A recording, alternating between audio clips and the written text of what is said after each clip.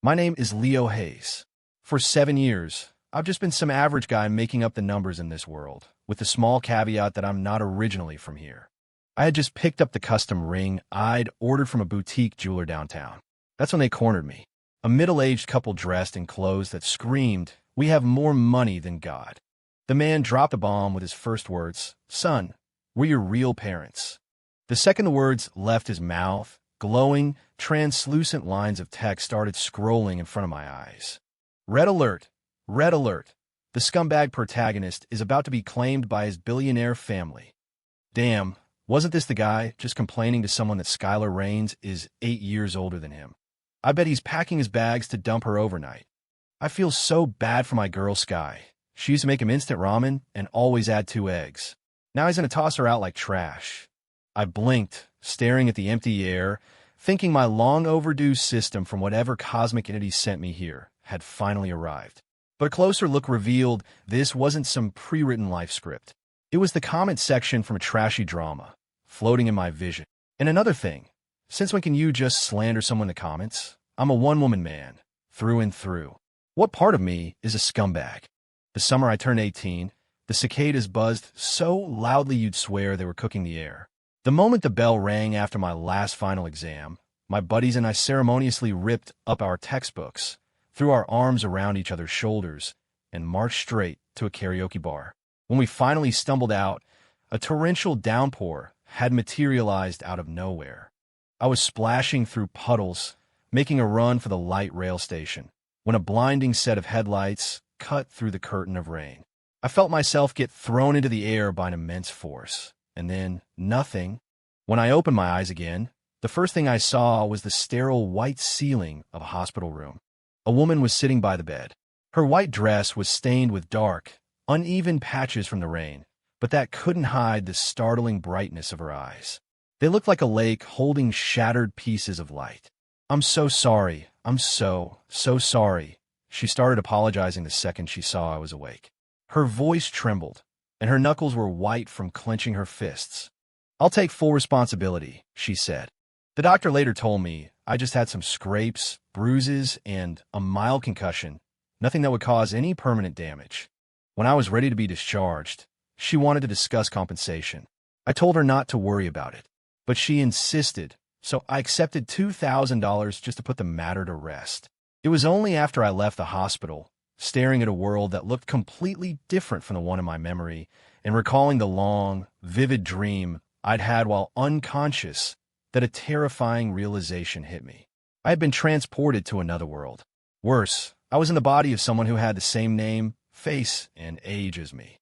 By the time the fall semester started in September, it had taken me nearly 3 months to grudgingly accept my absurd new reality. The original owner of this body was an orphan whose bank account was drier than the Sahara. When it came time to pick a college, his only real option was the local university. As soon as orientation week was over, I started looking for part-time work nearby. A help wanted sign was taped to the glass door of a bubble tea shop. Inside, a girl in an apricot-colored apron was shaking a drink, the afternoon sun catching the ends of her hair and gilding them in a warm, golden light. It was her, Skylar Rains. "What can I get for you?" she asked, looking up. Her expression shifted to surprise when she saw me. When she found out I was an orphan looking for work, she said, "You can work here." After we got to know each other, I learned she had also grown up in the foster care system. During her first internship out of college, an executive tried to leverage his position for favors. She'd thrown a folder right on his desk and chewed him out in front of everyone. With the money she'd saved from work-study jobs, she rented this small storefront, opened a bubble tea shop, and clawed her way through 3 tough years to finally get on her feet. Over the 6 months I worked at her shop, my eyes were drawn to her like magnets. I'd watch the slight curl of her lips as she added fructose to a shaker cup, the elegant arc her wrist made as she mixed a drink. I even got so good I could stare at her face while making a whole drink from start to finish without adding a single extra drop of syrup.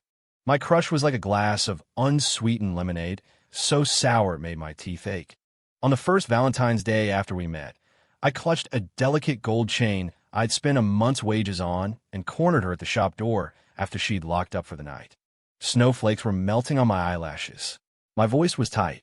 "Skylar, I'm into you. I wasn't expecting anything to come of it, but I was terrified she'd get a boyfriend one day. I had to take the shot. At least it would give me closure. But she just calmly reached out, brushed the snow off my shoulder, and looked me straight in the eye. I'm 8 years older than you, Leo. Are you sure about this? It took me a second to process what she meant. Then I scooped her up in my arms and spun her around in a few circles. I was grinning like a fool. Then I started kissing her like there was no tomorrow, until she finally grabbed my ear and playfully scolded me. That was 7 years ago. This year I'm 25, and I just picked up the custom-made ring. The velvet box is tucked in the inner pocket of my shirt, right against my heart, burning like a hot coal. I didn't even make it to Skylar before someone stopped me. The air conditioning in the coffee shop was blasting, and I gripped the cold glass in my hand, my knuckles turning white. Across from me, the middle-aged couple sat with perfect posture, their expensive, tailored suits unable to hide the exhaustion and red veins in their eyes. It looked like they hadn't slept in weeks. "You're saying I'm your son," I said, deliberately keeping my voice low. My throat felt tight. "What proof do you have?" My fingers unconsciously traced the condensation on the glass. My mind was a tangled mess. After 7 years in this world, I had long since accepted my status as an orphan. I even liked it. No complicated family drama, just the simple life I was building with Skylar. I never once cared about who this body's biological parents were. And now, here they were, the day before I was planning to propose. Just then, the live stream comments started scrolling again. What's with this scumbag? Shouldn't he be crying and immediately accepting his rich parents? These two old folks are no saints either. They're going to push him to break up with the female lead and humiliate her. But the kid the other woman eventually has isn't even his. Exactly. What goes around comes around. Karma's a bitch. I glanced at the text, and a theory began to form in my mind. The scumbag they were talking about had to be the original owner of this body. But I'm not him. I felt the ring box against my chest. Skylar is my entire world. I would never, ever leave her. "We can do a DNA test," the man said slowly, his voice hoarse but firm. "At Central Austin Medical Center. We can have the results in 2 days." I nodded. Fine. After the test, I flatly refused the woman's request for me to go home with them. I left the hospital, hailed a cab, and headed straight for the restaurant I'd already booked, texting Skylar on the way. I told her where to meet me.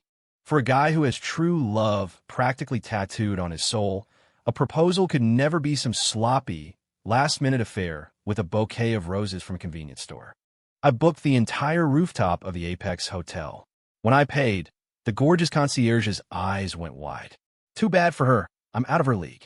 From the day we became official, I treated Skylar's shop, Hugh Brew, like it was our family business.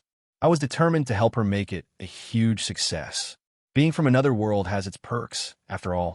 Back then, the bubble tea industry here was pretty basic. The menus were all the same: pearls, grass jelly, red bean, and a single cup cost a fortune. Business was just okay. I spent 3 straight nights brainstorming. As the morning light hit the window, I ran to Skylar. "We're starting a price revolution. $2 soft serve cones, $4 large lemonades. We'll be swamped with customers." She rubbed the sleep from her eyes and stared at me. "Are you insane? The cones cost $1.50 to make. What's the point?"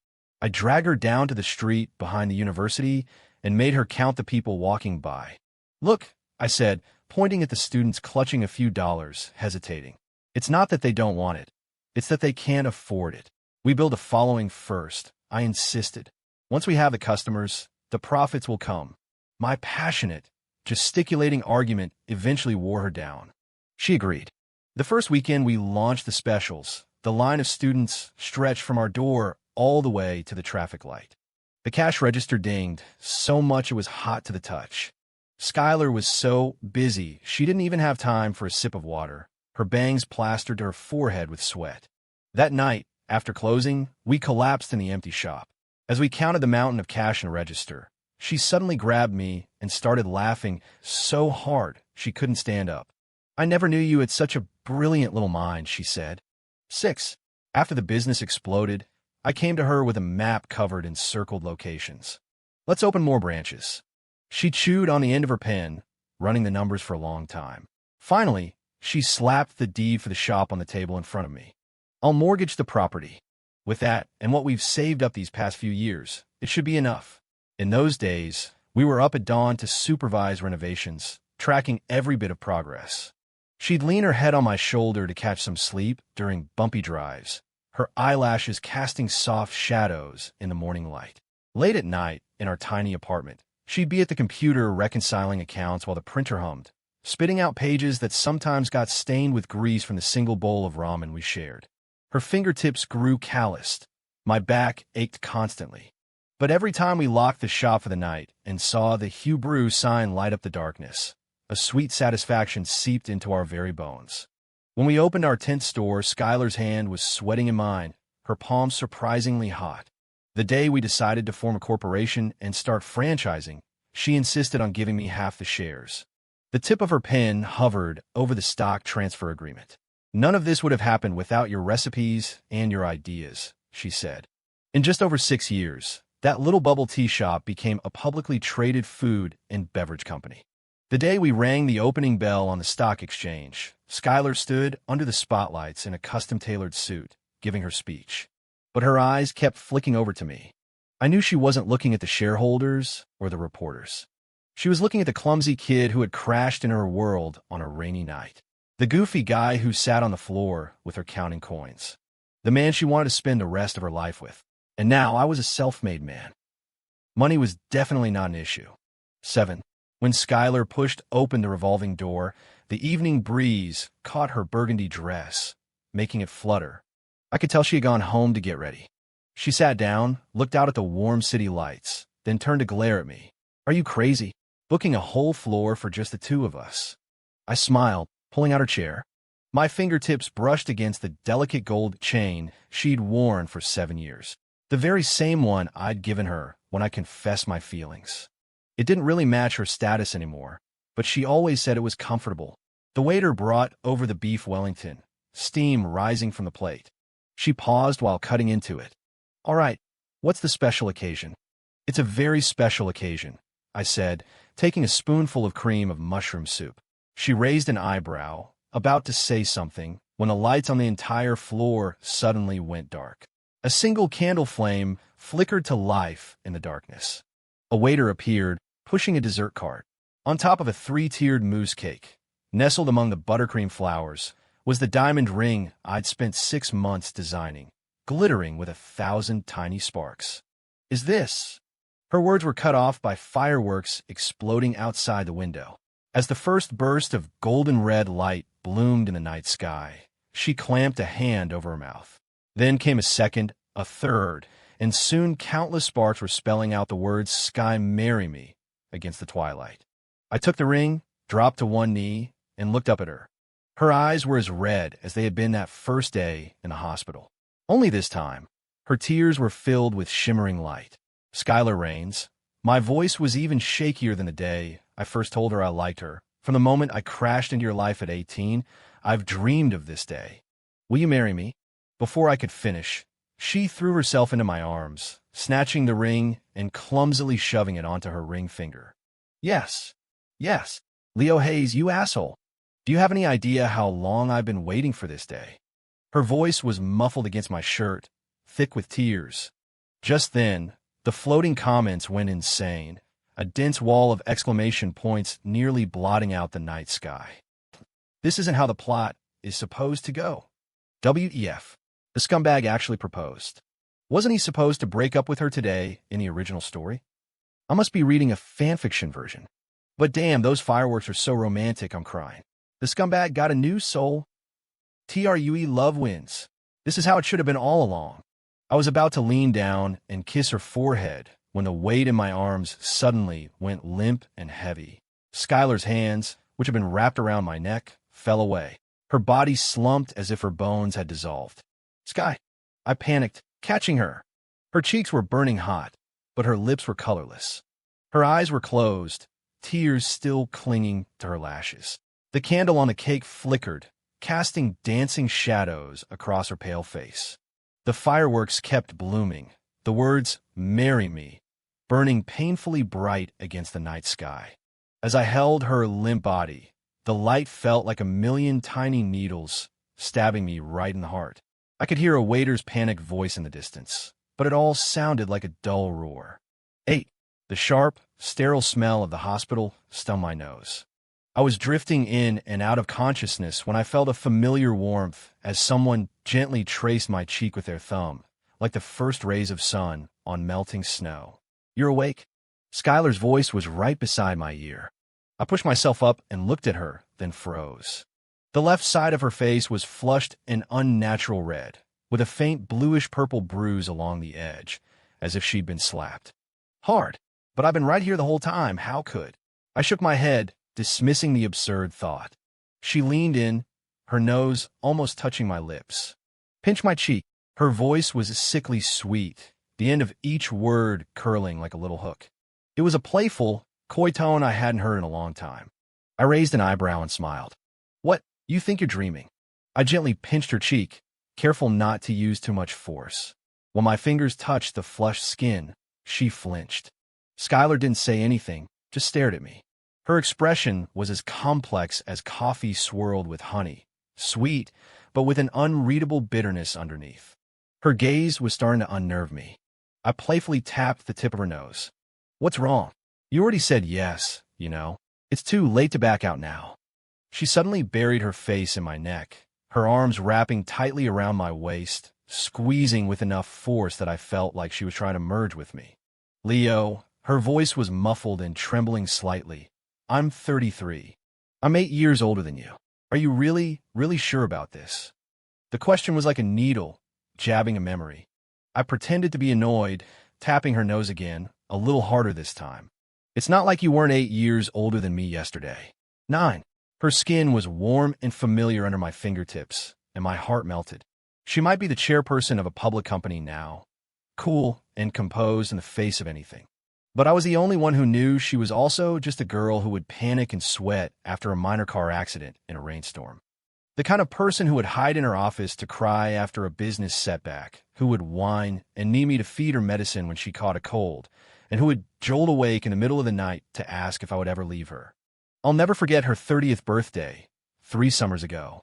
We were already doing pretty well for ourselves by then. We were taking a walk along the riverfront downtown.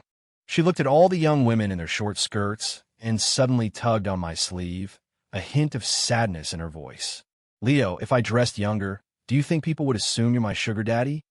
The streetlights stretched her shadow long and thin on the pavement. The insecurity in her eyes was like shattered starlight. That night, I stood her in front of the full-length mirror. I had her try on the Wolford stockings and Christian Louboutin heels I bought for her, and I spent the entire night proving a point. I wasn't in love with some young, naive girl. I was, and always would be, completely gone for a strong, mature woman. I loved the faint lines by her eyes, a testament to time's gentle kiss. I loved the unyielding resilience in her soul. She never brought up the age gap again after that. For her to bring it up now, could it be pre-wedding jitters? As my mind raced, the floating comments reappeared. "Okay, Leo's line was perfect. It's not like you weren't 8 years older than me yesterday. I ship it. I ship it." Is this story switching genres from a powerful female CEO revenge plot to a sweet romance? I'm here for it. Don't forget the original male lead, people. He's still waiting for the heroine to come back to him. I don't know. The way she looks at this Leo seems way more intense than how she ever looked at the original guy. It just occurred to me, in the original ending, the heroine drives the female villain's company into bankruptcy. Maybe she was doing it to get revenge for this scumbag. The comments kept scrolling. The original guy they were talking about must have been a real idiot. I'm 25, in my absolute prime. Skylar is 33, a force of nature. Talk about a match made in heaven. That's us. 10. For the next 2 days, I practically forced Skylar to undergo a full battery of tests at the hospital, from blood work to a brain CT scan. Even the nurses were laughing at how overly cautious we were. She was getting annoyed, standing with her hands on her hips and glaring at me. It was only when the doctor came back with a thick stack of reports, confirming she had just fainted from low blood sugar and exhaustion, that I finally breathed a sigh of relief and quickly handled the discharge paperwork. On the day we left, the middle-aged couple who had approached me before found me again. The DNA results were in. I told Skylar what was happening and asked her to come with me. She was silent, not saying a word. I thought she was nervous, so I smiled and said, "Think of it as meeting your future in-laws. If you don't like them, I'll tell them to get lost." That made her laugh. A laugh like a flower blooming in March, the kind that makes you want to kiss her. The floating comments became active again. Ah, Leo is being so honest this time. He's not even hiding his parent from the heroine. I hope he can stand up to the pressure. If he gets through this, I'll officially retract my scumbag label. Wait a minute. Did anyone else notice the heroine is in a VIP suite? Those cost thousands a day. Holy crap, the person above is right. I need to scroll back and see when they got so rich. I ignored the comments and walked into the designated coffee shop, holding Skylar's hand. As soon as we sat down, the middle-aged man saw Skylar and froze for a second. He stood up and gave a slight nod. "Ms. Raines." "Mr. Hayes, Mrs. Hayes," Skylar replied politely. I was completely lost. "He's the chairman of Starbrew," Skylar said. Her tone clipped. It clicked. I looked at the couple, exasperated. After Hugh Brew's locations spread across the country, plenty of competitors tried to get a piece of the pie. Starbrew was the most shameless of them all.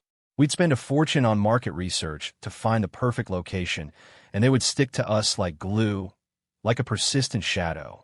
If there wasn't a storefront available, they'd literally set up a kiosk in a shipping container right next to us. 11.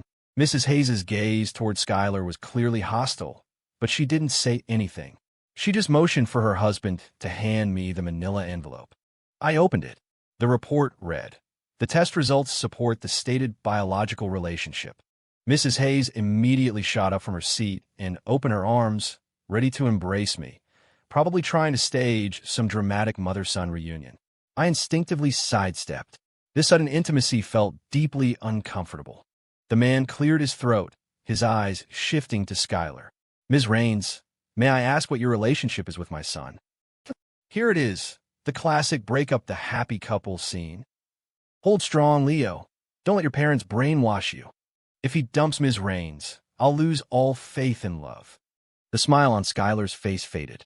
Her voice was neutral. "Leo is a partner in my company." I squeezed her hand, then looked up to meet Mr. Hayes's scrutinizing gaze and added, "And her fiancé." Then I shot Skylar a look full of mock indignation, as if to say, "Is that all I am to you?" "Absolutely not," Mrs. Hayes yelped, pointing a finger at Skylar. "She's 8 years older than you. You are not a suitable match." I turned back to her, my tone sharp. "Lady, who the hell are you to have any say in our lives?" "I'm your mother," she gasped, her face turning pale with rage. "How can you speak to me like that?" "Leo, watch your tone." Mr. Hayes's face darkened. "And you, old man, don't but in unless you're spoken to." I stood up and slapped the DNA report on the table. I agreed to this test because I thought it would be nice to have parents present at my wedding. That doesn't give you the right to dictate my life. You think you can just show up and call the shots? I took Skylar's hand. Her fingers were a little cold. "Let's go." Behind us, I could hear Mrs. Hayes's furious shouting, but the comments in front of my eyes were cheering wildly. "Leo is a badass. I'm totally standing him for this." So this is the protective power of a younger boyfriend. It's off the charts. Holy crap, the scumbag has evolved into a domineering CEO. Damn right, parents who haven't been around for 25 years don't get a say now. She took care of him for 7 years. What right do these outsiders have to judge? Once we were in the car, Skylar let out a soft sigh. "So you just burned that bridge, huh?" I started the engine, resting one hand on her thigh, feeling the smooth texture of her stockings. "Let burn. I don't care." I turned to look at her. "More importantly, you're not mad, are you?" "No," she smiled. "Actually, the way you told him off back there was pretty hot." A warmth spread through my chest. I reached over and tousled her hair. Damn right it was. "By the way, we can still make it to the courthouse before it closes. Want to get married?" She froze for a second, then nodded vigorously, the light in her eyes brighter than the afternoon sun. 12. After we got our marriage license, Skylar stared at the little red booklet for a long time. She suddenly looked up at me, pouting playfully. Just like that. "We're married? Not even a single flower." I pulled her into my arms, resting my chin on top of her head. "Tomorrow, I'll have everyone in the entire company send you flowers. We'll line them up from the lobby to the top floor." She laughed, and playfully punch my arm. Be serious. Honestly, not much changed after that. We still drove to the office together. She'd handle corporate matters in the chairperson's office, while I worked on new product formulas in the director's office next door. We'd still squeeze onto the sofa in her office for lunch, where she'd steal the crispy bacon from my club sandwich, and I'd sneak the best shrimp from her Cobb salad. We'd still walk home hand in hand after dinner, the streetlights stretching our shadows behind us. But with wedding planning and a major company expansion, our free time dwindled to almost nothing. One night, around 2 a.m., I was in the study looking over the wedding itinerary when I saw Skylar had fallen asleep at her desk, her computer screen still glowing with an unfinished quarterly report. I walked over quietly and saw the faint, bluish circles under her eyes. My heart ached. As I gently lifted her into my arms to carry her to bed, she mumbled sleepily, grabbing my collar. The wedding dress has to be midnight blue. This kind of happiness, filled to the brim with shared hustle, felt more real than any sweet nothings. My so-called biological parents kept trying to contact me. At first, their tone softened. Mrs. Hayes cried on the phone, apologizing. "Leo, honey, your mother was just overwhelmed that day. Please don't hold it against me." But before I could respond, she changed her tune. "But I'm only looking out for you. Skylar is so much older, and she grew up an orphan. Women like that are calculating. They aren't as pure and simple as a nice young girl." I hung up and blocked all their numbers. If they couldn't get it through their heads, then there was no point in having them at my wedding to cause a scene. When Skylar found out, she just gently patted my back. "Don't be angry." 13. One evening, as I was leaving the office building, a woman in a white dress stopped me. She had long, flowing hair and a perfectly made-up face, with two faint dimples when she smiled. She looked vaguely familiar. "Leo, it's been a while," she said in a soft voice. It took me a few seconds, then a fragment of the original Leo's memory surfaced. Victoria Vance. His high school crush, the one who sat by the window. She came from a wealthy family, the girl he had secretly adored for 3 years, but never worked up the courage to speak to. The comments started scrolling furiously. "The female villain has entered the chat. Isn't that Leo's old crush, Victoria Vance? Oh God, she's gorgeous. Please don't let Leo waver. I want sweet romance, not a damn love triangle. Wait, I remember at this point in the story, Victoria is already pregnant. Leo, don't be an idiot and play the hero. Leo's already married. The nerve of her to show up now. She's a homewrecker. Get lost." I lower my eyes. So this was the woman who cheated on the original Leo in the original story. "Can I help you?" My voice was flat, betraying no emotion. Victoria fidgeted with the hem of her dress. "Leo, actually, I'm your fiancé." I almost laughed out loud. It didn't take a genius to figure out my parents were behind this. Not wanting to waste my breath on her, I turned and started walking toward the parking garage. But she grabbed my sleeve, her grip surprisingly strong. "Don't go. I know you're with Skylar Rains now, but she's so much older than you. She's not right for you." Employees leaving for the day were starting to notice the commotion. Their pointing and staring made my skin crawl. Terrified that some ugly rumor would get back to Skylar, I pulled my marriage certificate from the inner pocket of my suit jacket and held it up in front of her face. "Miss, I am a married man, and I'd appreciate it if you didn't cause a scene in public." Victoria's face flushed crimson, like a boiled lobster. The murmuring around us grew louder. "Who is this woman? Trying to hit on the director? She looks so put together, but she has no shame. Didn't you see? He literally just showed her his marriage certificate. How embarrassing. Ha ha ha. Total public humiliation for the villain. So satisfying. But the real point is that Leo carries his marriage certificate with him. What kind of god-tier move is that? Duh. He's a hopeless romantic.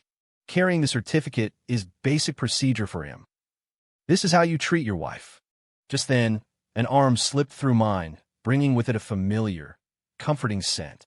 "Excuse me, miss." Skylar's voice was ice cold, her eyes sharp as daggers. "Is there something you need from my husband?" I turned to look at her and couldn't help but smile. "What are you doing down here?"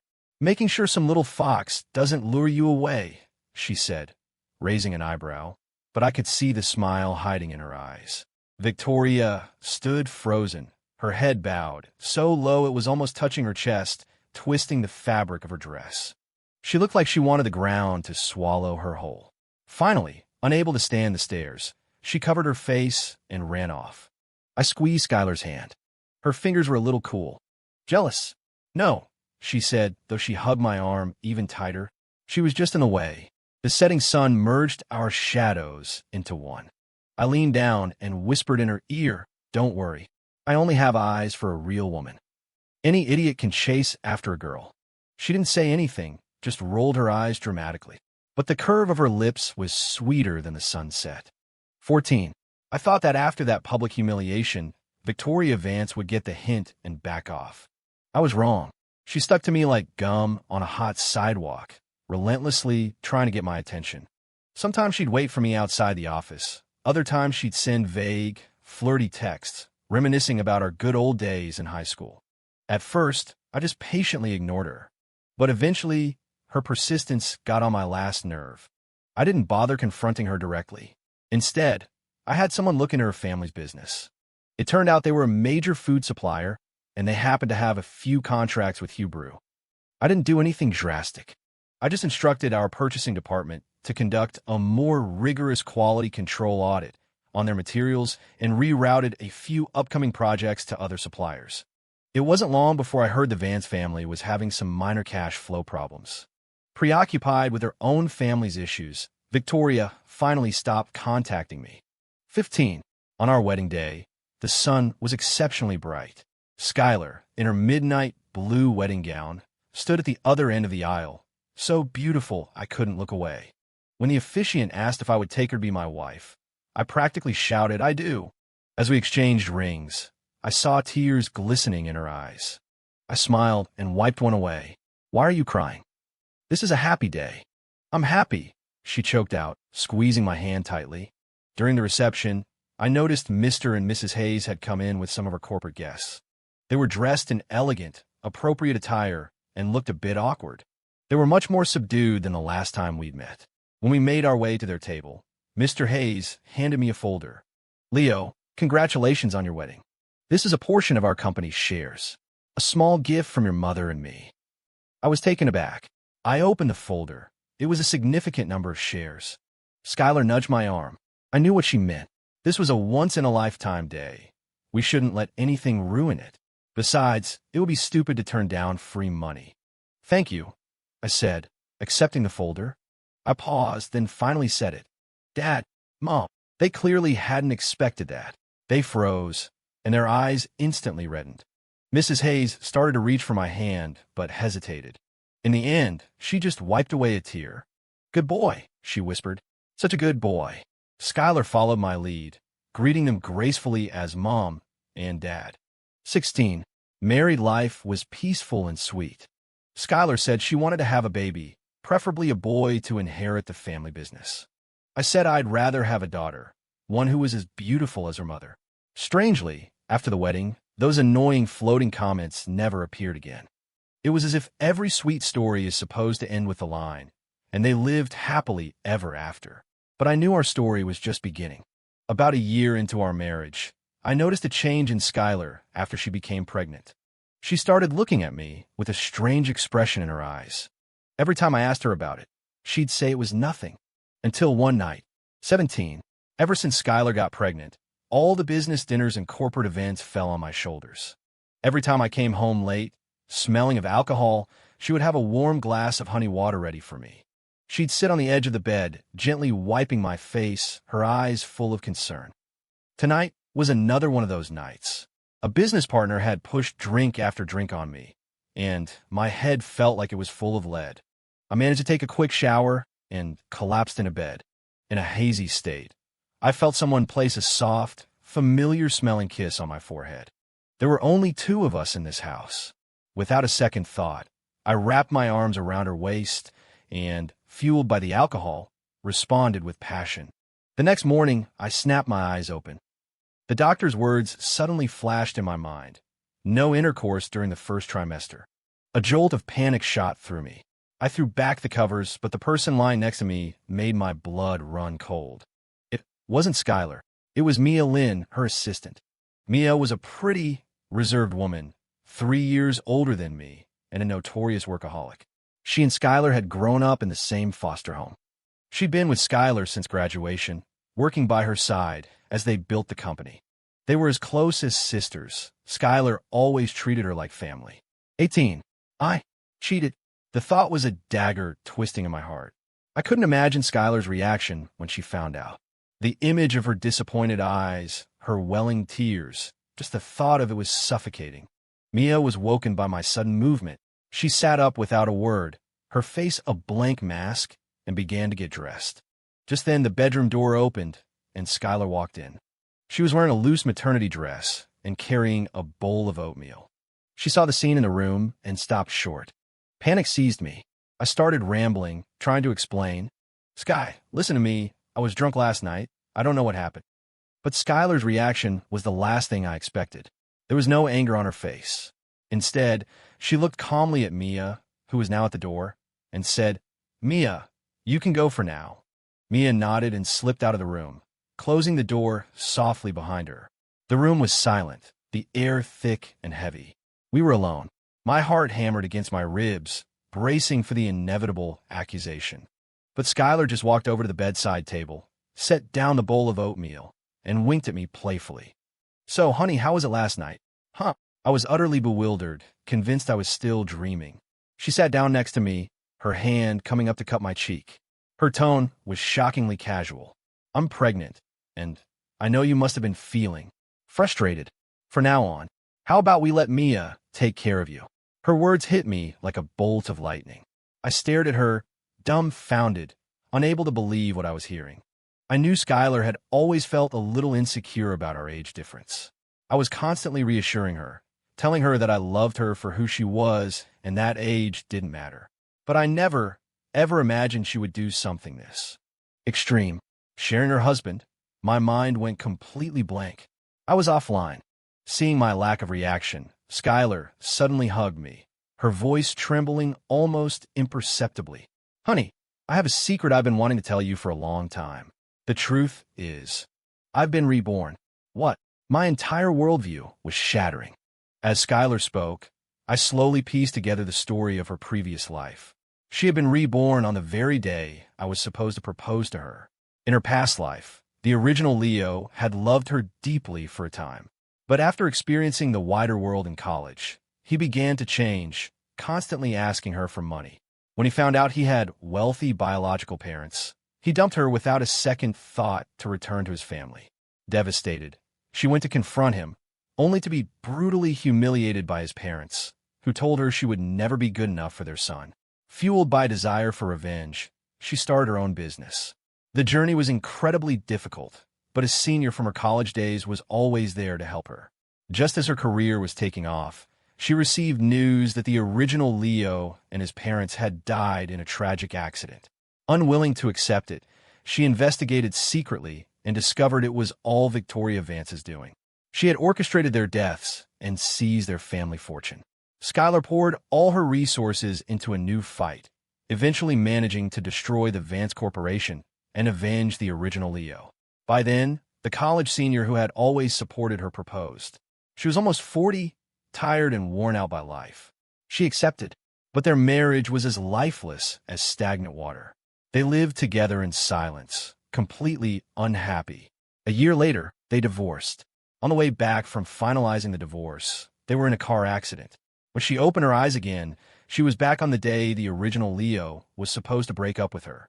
But she quickly realized this wasn't her past.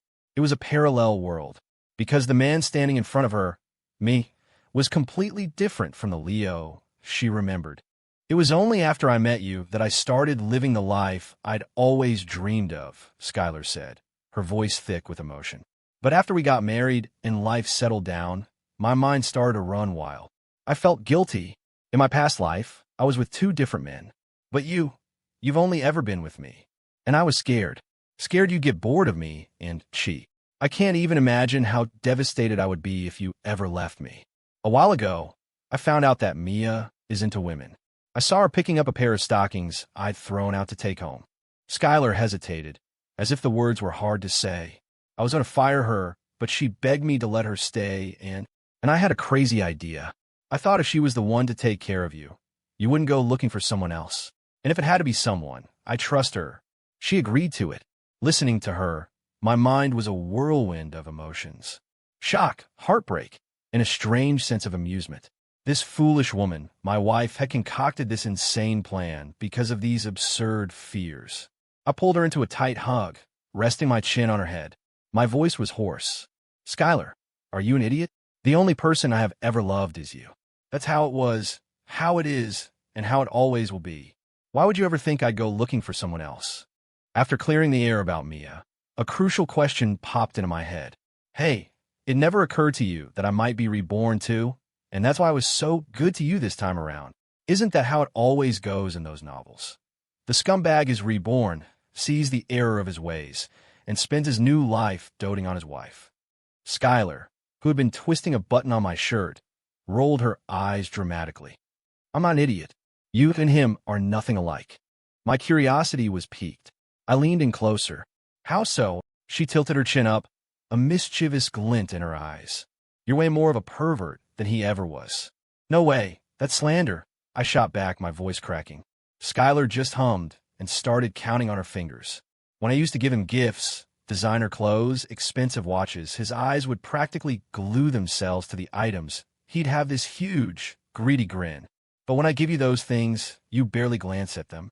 The first thing you do is pull out a pair of black stockings and tell me to put them on. You said, and I quote, "Holidays are for spicing things up for your man, and this is the best gift you could give me." Have you forgotten that? My face flushed red. I rubbed my nose, suddenly at a loss for words. She wasn't wrong. When your girlfriend is that beautiful, of course you want to see her in beautiful things. That's just because I think you look good in anything.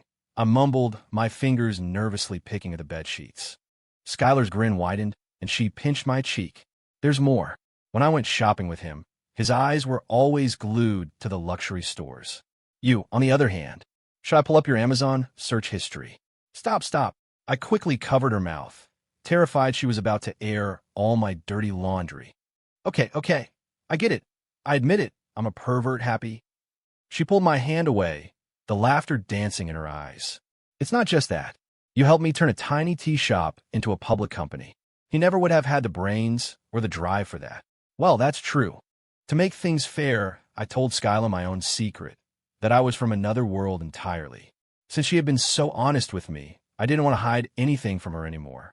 Skylar finally understood. She had been reborn, but into a world where the scumbag's soul had been replaced. After some gentle prodding, Skylar finally opened up about the college senior from her past life. A quick investigation revealed that he had gotten married in an arranged match shortly after Skylar, and I tied the knot. A wave of relief washed over me. That strange little prickle of jealousy I felt finally vanished. Meanwhile, I began to slowly take over the operations of my biological parents' corporation. After a lot of research, I decided to overhaul the business, modeling our new strategy after the disruptive, blitzscaling approach of brands that use deep discounts and rapid expansion to dominate the market. I cut redundant projects, focused our resources on core products, and utilized a hybrid online-offline model to expand our reach. In just 1 year, the company grew exponentially, capturing significant market share in several key cities. As for Victoria Vance and her family, once word got out that they were on my bad side, their lives became much more difficult. The Vance Corporation found itself ostracized in the business world. Partners terminated their contracts, and their cash flow dried up. After struggling for less than 6 months, the family was forced to sell their company and quietly move abroad. But not every problem in my life could be solved so easily. Mia was a persistent headache. After that one incident, she seemed to have moved in permanently, using the excuse that she needed to take care of the pregnant Skylar. I wanted to kick her out, but Skylar didn't object. In fact, she'd constantly praise her. Look how great Mia is. She's so capable and attentive. With her here, it takes so much pressure off me. She kept trying to convince me to accept Mia into our lives. Worn down by their combined efforts, I finally gave in. So now, the three of us share bed. Skylar sleeps peacefully in the middle, with Mia and me on either side. Every morning, I wake up, see Mia lying there, and think about how utterly absurd the situation is. But then I look at Skylar, sleeping so soundly, and it somehow feels not so bad. Whatever. I guess I'll just enjoy my wife's unique arrangements.